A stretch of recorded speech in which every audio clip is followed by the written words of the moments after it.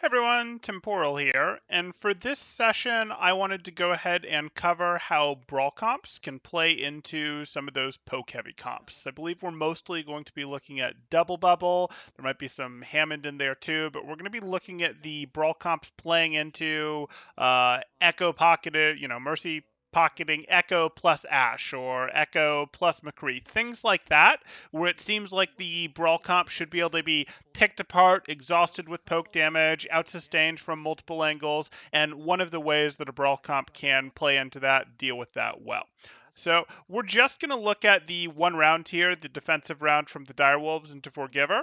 Yes, these teams are rated very differently. I believe Direwolves as the one seed going into the playoffs, and 4Giver probably finished the regular season at the bottom, but it doesn't matter. We're just illustrating the point as we reasonably can here with their play.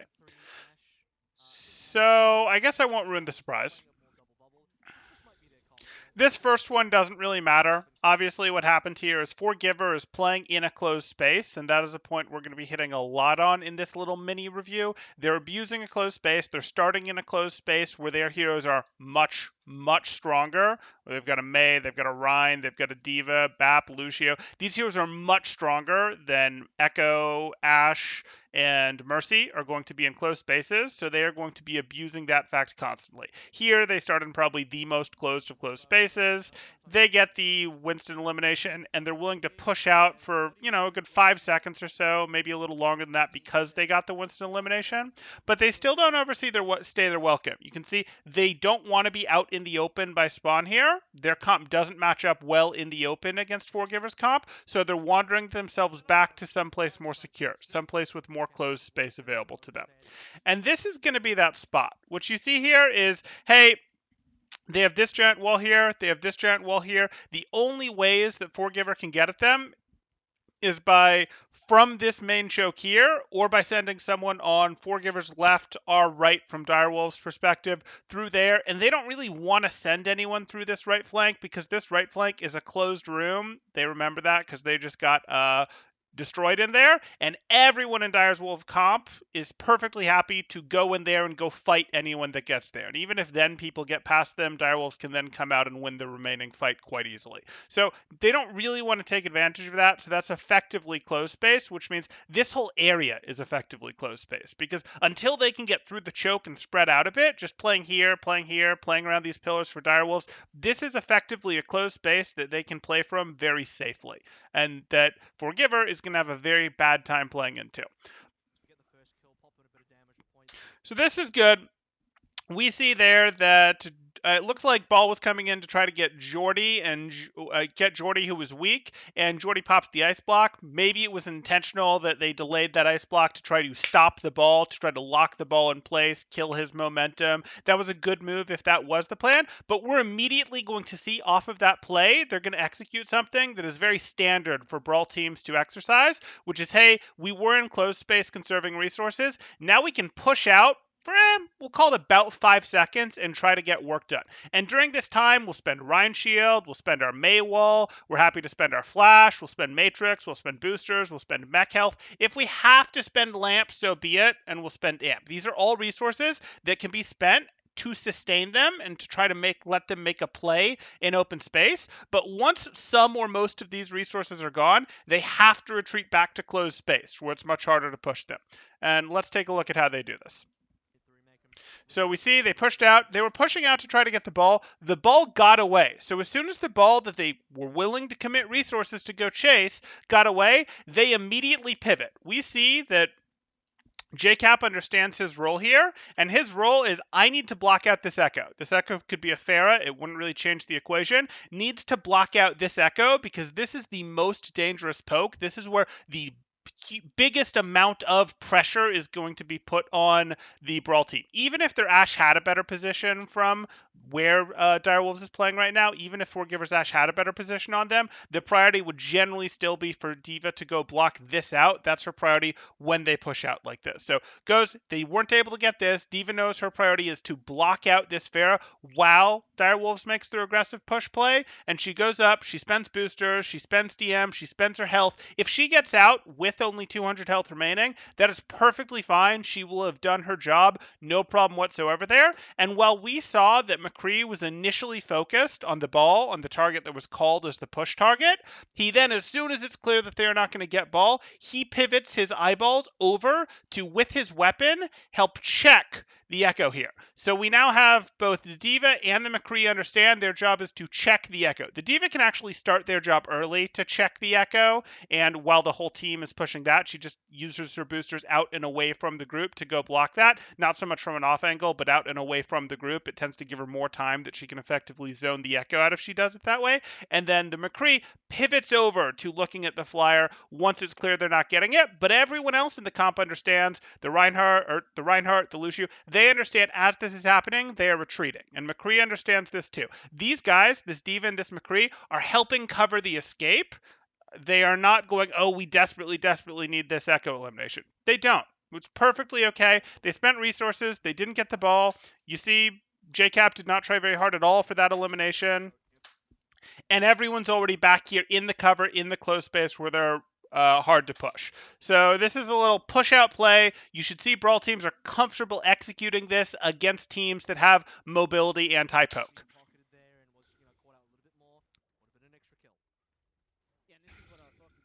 And they might be low on resources. They were a little worried about getting pushed, perhaps, so they threw up the May wall to buy some of their other resources, time to regenerate. I don't really think that was necessary, but that's okay. They retreated to a place where they were pretty secure. They were pretty comfortable playing. It's very hard to punish them for having spent their resources out in the open once they retreat back to this closed space, because none of these heroes want to come into this closed space to fight them unless they can get through this choke and spread out. So the reason that we see they're backing up now is they're aware that the ball did get past them and the ball is going to contest point. They're answering that with their McCree. They're going to bring their whole team back to point, and that kind of works. Point isn't made necessarily as good close space, but we do have some terrain here that works to protect it pretty well. It's, might not be as good close spaces in here, but this is reasonably good close space, and they're going to play around it. Okay, they're at a distance, so they're willing to do a little bit of a poke battle here. They can't get too serious about the poke battle, and then this works out well. That's fine. Don't want to get too serious about the poke battle because the other team is just so much better at it. And they're mostly playing on the left here. They didn't go like, let's be super spread out and do that. They're mostly playing to be clumped, to be hard to get into. This ball is making its play, and they are perfectly happy to go, yep, you're going to make your thing, ball. And Direwolves is now going to make their same play that roughly follows a 5-second rule. If we can spend roughly 5 seconds to push at someone that came in that is nearby that we think is out of position. It's been ball a couple times. It would be perfectly fine to go after the Ashe if they thought she was too close, to go after the Zarya if they thought Zarya was too close, Anna, any of these heroes that is going to struggle to get away if they think gets too aggressive, too close, or, tries to contest point, anything like that, they can try to make this play against. So they make this play. They're pushing the ball. Ball got out. And we can see that their Mei was up top. I suspect the Mei was rotating up here because the Mei probably wanted to try to lock this ball in with her own wall. And she just didn't do it in time. She just didn't complete the rotation in time. That's likely what the idea is. Jordy, the Mei, can't just exist up here on this off angle because it's too easy for Ball, for Echo, for Mercy. It's too easy for these heroes to use their superior mobility to go catch Jordy. So I expect what we're now going to see, now that the play didn't work, is Jordy retreat. And I suspect what we're also going to see is JCap, even though they spent boosters early, in my opinion, and Name to adjust to threaten the Echo while their team retreats to close space. And we do see that. The defense matrix immediately goes up towards the sky. The McCree's aim immediately goes up towards the sky as soon as it's clear they didn't get the ball. The Mei comes back. And the Reinhardt is retreating back onto point where they have more closed space as well. So we can see them executing this play. Missed the wall. They missed the wall. Now, it's a little unusual for them to be pushing here, but they must think they have something. Sometimes you're going to do a change of pace, go for an aggressive play. Maybe they think they got a surprise on them. They're willing to use their window, and their window does enough to give them the advantage. Maybe they thought someone was too close. They were trying to chase the this here, and they might have decided, no, that ash is too close. Instead of making our play on the ball, we're going to try to make our play on the ash. And that's totally reasonable as long as they either get the elimination and then decide if they can go for more, or if they can't get the elimination in a reasonable amount of time, about 5 seconds, get back to cover. And they should be spending their resources to sustain them for these 5 seconds. We saw Maywell got used. We saw the window got used. We're doing that. And they got the ash elimination, so potentially they could stay out for a little bit longer here because now there's much less poke coming in on them. But since ball's going to pull them back to point, they're going to wander their way back to point primarily, it looks like, and that's fine. And now they're both back in roughly their closed, relatively protected space. Okay.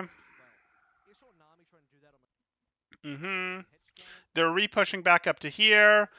It's perfectly fine. We saw what they could do with the choke before.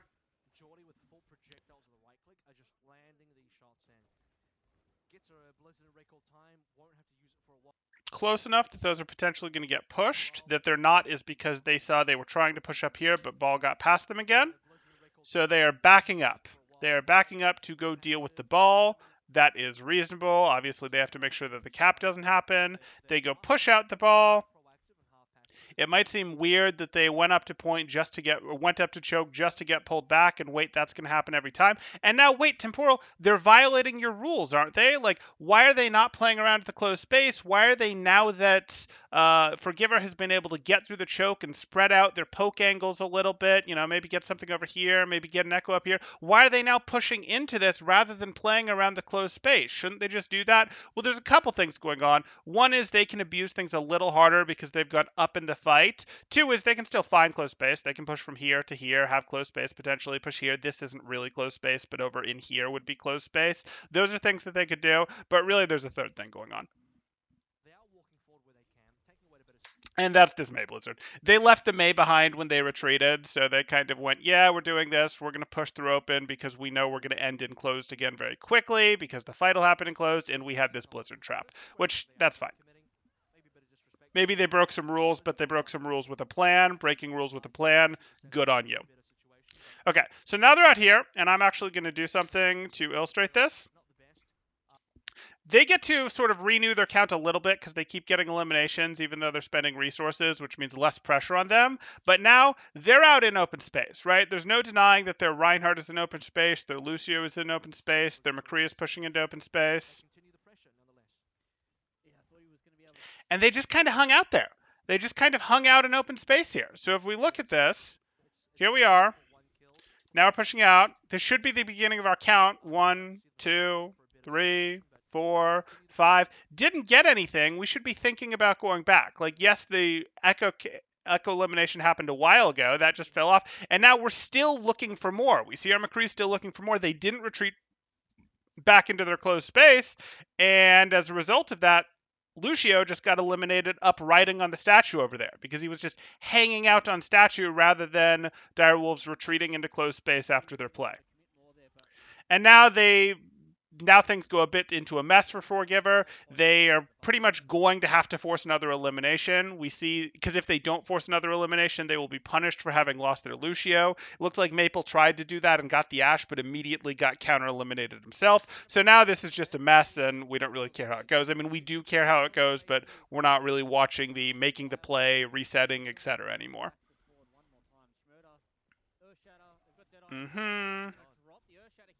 Just looking for eliminations, anything to help them reset.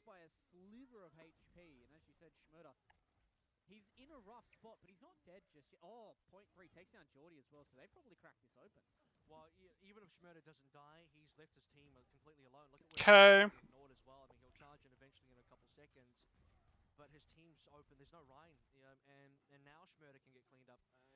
This should never happen. Okay. This shouldn't happen.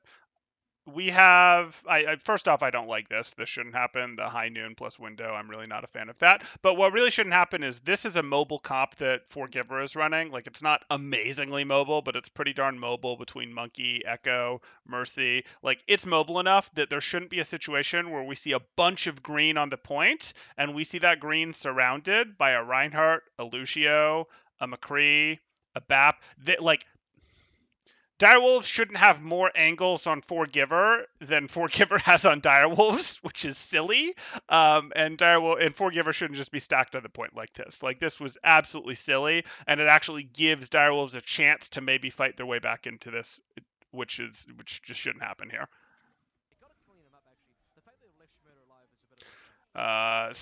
Beat comes out. Beat pin. Is it going to be enough? No. Looks like 4Giver is able to do that. So Direwolves makes the swap onto Widow. Nothing too crazy there. The second point, Widow's going to see increased value, of course.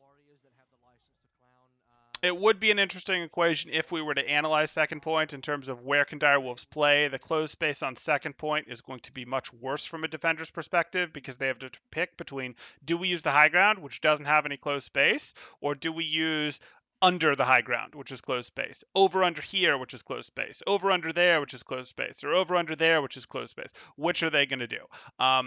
It depends is the real answer. You can get a lot of value out of closed space, but letting your opponents have high ground isn't great either. You can absolutely manipulate this game from the closed space against what 4Giver are playing because, again, they do have to push the cart. They have to push the cart by a bunch of your closed space stops that you can explosively make your play out from. And if you don't like what you get, you retreat back, etc. But we're not going to get to see that. Instead, we're going to see what does Direwolves figure out how to do on first some more. And you might be thinking, but Temporal, we're already on second. Yeah, but Jordy just got a pick. We see Direwolves push back through high ground the first time, and then they just hit a standard overrun, rush, whatever play there because they went up one. That's fine. They're now going to go for the high ground, which, as we've talked about, is still pretty good. One of the best things about it is it denies your opponents from having it when you're a brawl comp. Now, that doesn't mean that they can't get surrounded and out-angled up here, and that would definitely be a problem for them.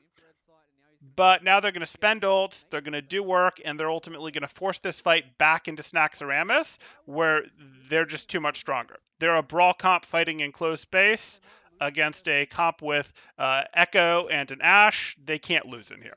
They literally can't lose in here. And they're basically going to just say, we can abuse this for the rest of the game because you guys can't beat us. And eventually, I think 4Giver gives up and swaps over to a Reinhardt. I don't remember it making a difference. I think the swap is too late. And again, there's definitely a power differential between these two teams. So whether it would have even mattered is debatable. But I just wanted to go ahead and illustrate that because I've had questions from teams of, okay, we're a brawl team. We're playing into some teams that are able to go these comps with a lot of poke power, be it pharmacies, be it Echo Mercies plus Ashe, be it like all this poke power and it's tearing us apart and we don't know what to do. Well, here is an example of how you can play into those poke teams really by abusing closed space and using something that is roughly a 5-second rule. Go, hey, we push out when something gets close, when something is in a place that we don't like from the closed space. Maybe that place we don't like is the point. We try to do work for 5 seconds and then we can retreat back to closed space and regain our resources. But we're willing to spend our Maywall, we're willing to spend our DM, our boosters, our Diva Health, our Amp, etc. while we make that play, and then we recover in the closed space,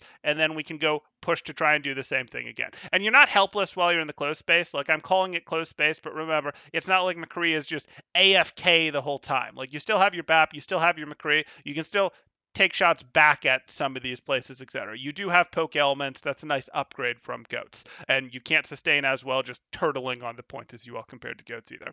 Okay, anyway, that's what I have. If you guys are enjoying the content, please do like and subscribe as it really does help me out and I really do appreciate it. Or if you are looking to get coaching yourself, you can join my Discord in the description below, see what my rates look like, see what sort of promos, events I have, all sorts of good stuff like that. Thanks guys, Temporal out.